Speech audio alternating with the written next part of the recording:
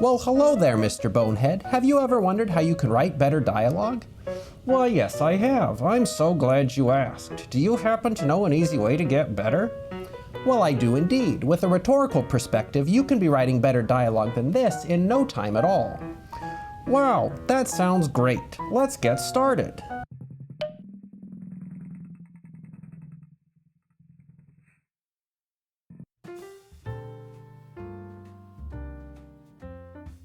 Welcome back, everyone. As you can see, it's really easy to write dialogue that isn't all that good.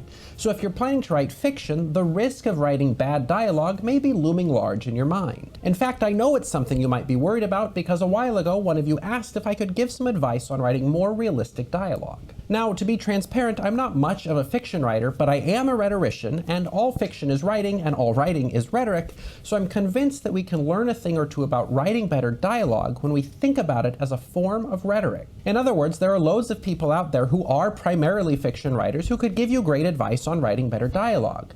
But the rhetorical perspective is a little bit like writing with a cheat code. When you're thinking rhetorically, a lot of the things that fiction writers do worry about when they're writing dialogue can sort of take care of themselves. Today, then, I want to show you how you can begin to write better dialogue by adopting a single helpful mindset instead of trying to hold a bunch of different rules in your head at the same time. So, let's get to it. If you've watched this show for any amount of time, you've probably heard me say that rhetoric is just the thing that people do when they're trying to get on the same page. And we mostly talk about overt forms of persuasion when we talk about rhetoric, things like academic essays or political speeches. But obvious political disagreements are not the only place where rhetoric works. Maybe we're trying to keep our coworkers from fighting, or trying to convince somebody to share their pizza with us. Maybe we're just trying to reassure someone after they've received bad news. The motive doesn't have to be overt or manipulative. It could be small, quiet, and even altruistic. But it's all still rhetoric, so the basic rhetorical skills and strategies will still be useful. See, it's not that common for us just to say things for the sake of saying them, or even just to convey information. When we speak, we usually have different motives at work or some kind of goal that we're trying to accomplish.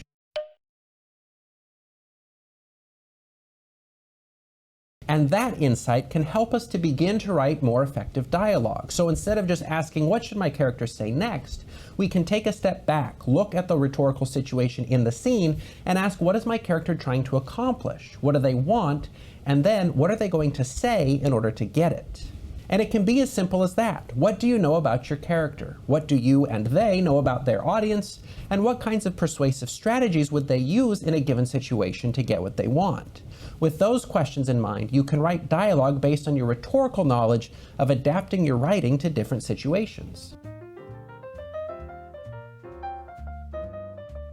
Let's imagine for a second that you're writing about a character who is a college student. She's sitting in a massive lecture hall for a history class, and the professor is handing out study guides for the upcoming test, but the professor skips over our protagonist. Now, let's think about the rhetorical situation. Our speaker is the protagonist of our story.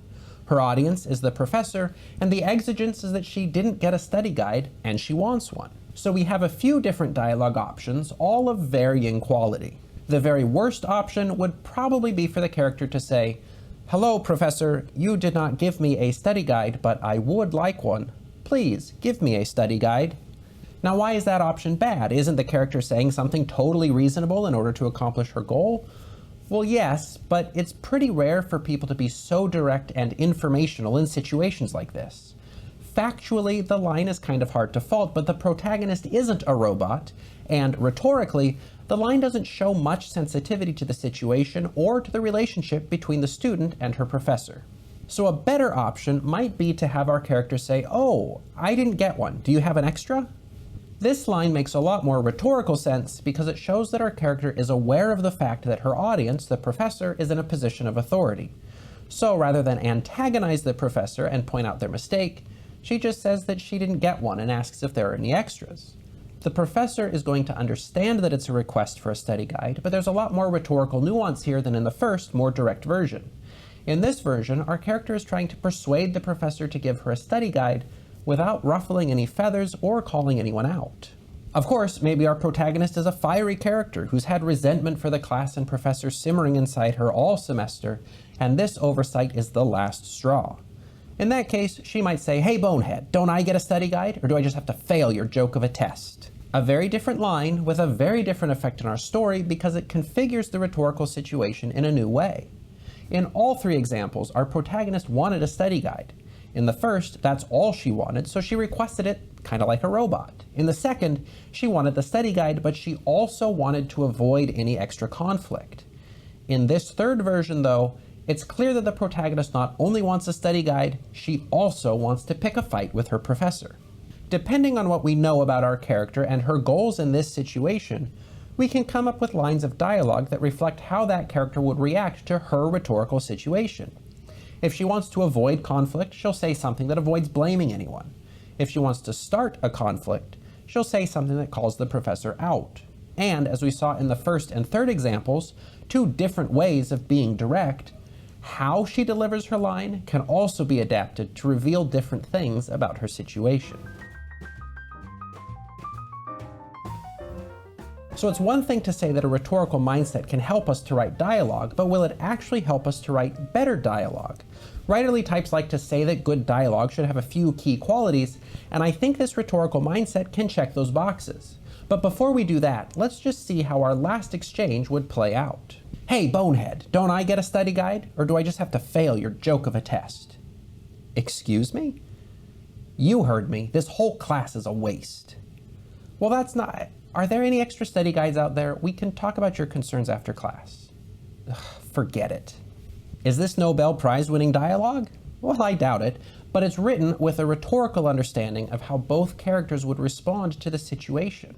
And that rhetorical understanding gets us a lot of the things that experienced writers say should show up in good dialogue. First things first, fiction is driven by characters, and this rhetorical dialogue tells us a lot about the characters in this scene. We learn that our protagonist is willing to challenge authority, that she's itching for a fight, but that she also gives up pretty quickly when she realizes that that fight isn't going to materialize. And we also see that the professor is eager to resolve the immediate concern and then delay the more difficult conversation until later. They do have a class to teach right now, after all. So good dialogue should be rooted in the characters and their motives, and a rhetorical perspective primes us to pay attention to both of those things. When we actually think about how our characters would respond in a given situation, the dialogue that we give them to say will naturally reveal things about who they are and what they want. Another famous rule of creative writing is that writers should show instead of tell, and we've talked about that rule on this show before, but when it comes to dialogue, it usually means that writers should avoid 1, just conveying information for the reader's sake, and 2, being sort of artlessly direct about the character's motives. And we can see how our rhetorical dialogue satisfies those conditions. On the one hand, our characters aren't saying things just to fill the reader in.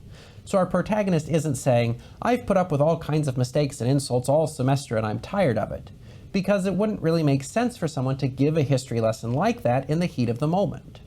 So don't be tempted to use dialogue as a way to fill your readers in.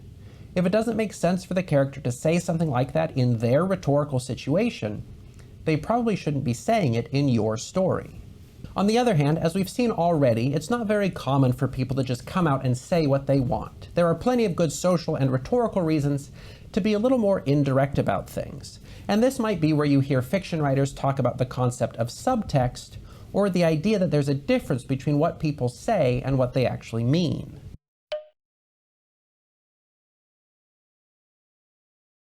But in our example, I didn't have to write out a first draft of direct dialogue and then somehow translate it into an indirect subtext version. Instead, I just thought rhetorically about how each character would respond to each other and to the situation that they're in, and the subtext happened naturally. So the protagonist's first line does not say, "Hey, I want to pick a fight," but that's clearly what her statement seems to be meant to do. And when the professor responds, "Excuse me?" they aren't saying, "I'm an authority and you shouldn't be talking to me like that, especially not in the middle of class. So I'm going to give you a chance to try again while we both pretend that I just misheard you the first time." That's all the subtext in the line, but rhetorical thinking gets us there more intuitively. We can just ask ourselves, how would this professor respond to a challenge like this in order to prevent a fight from breaking out in the middle of class? Now, it's probably just because I'm more rhetorician than novelist, but it's immediately easier and more intuitive for me to think about the dialogue in terms of how the professor can use rhetoric to persuade the student to give up the fight than to think in terms of subtext. I don't really know how to get people to read between the lines, but I do know what kinds of rhetorical strategies somebody might use to de-escalate a conflict like this one.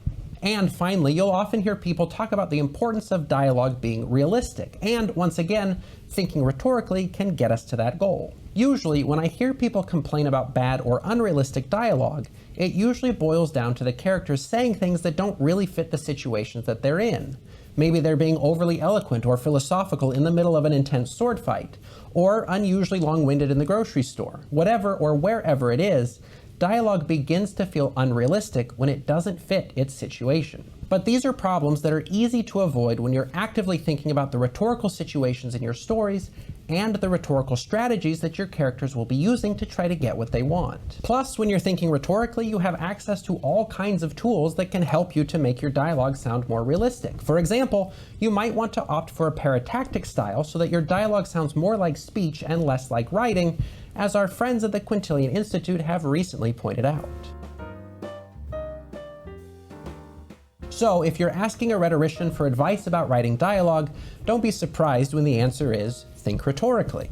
But in all seriousness, where the goal is to write believable characters who say realistic things in stories, thinking rhetorically about dialogue can be a great place to start. Because, like I said at the beginning, rhetoric is more than just persuasive essays. It's about the things that people are motivated to do and say in particular situations. And there's no rule that you can't use rhetoric to write good fiction too. After all, we've done a whole series on a book called The Rhetoric of Fiction, and you can check that out if you're interested in knowing more. Of course, while thinking rhetorically can be a good shortcut to writing more effective and realistic dialogue, there's always room for more aesthetic refinement when it comes to this kind of literary writing. So, for more on the finer details of fiction writing, it would probably be worth consulting a more experienced fiction writer. But either way, I'm glad that you spent this time with me here today. It's always fun to talk about the ways that rhetoric shows up in unexpected places, and it's especially fun to talk about the things that are important to you. So another huge thank you for the request to talk about dialogue in this video, and if there's anything else that you'd like me to talk about, please let me know. Now, I bet you've got some great stories to write, so I won't keep you. Thanks again for watching, though, and we'll see you again next time. Isn't that right, Mr. Bonehead?